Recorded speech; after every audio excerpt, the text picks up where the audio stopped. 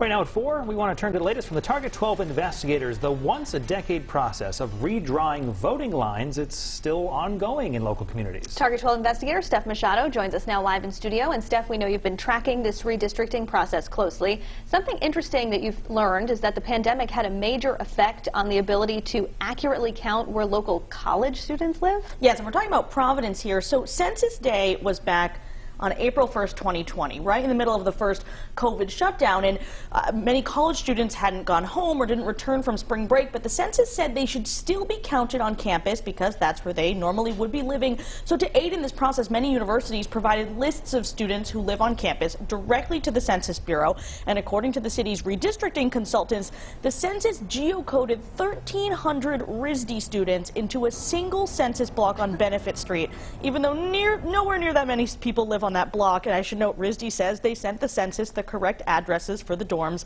where the students were living.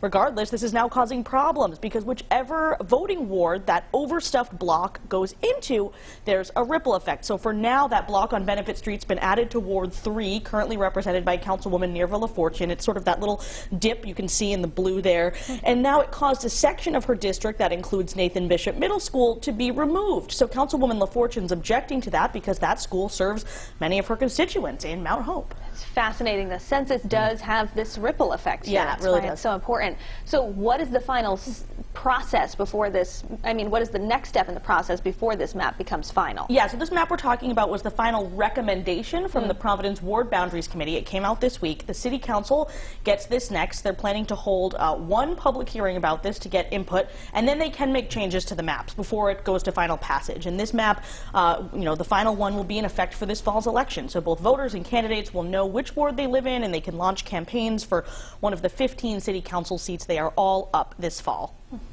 The maps help to actually see the breakdown there. Yeah, the visual's good. Before we let you go, Steph, major development today in the ongoing naked fat test scandal we've been tracking in the southern part of the state.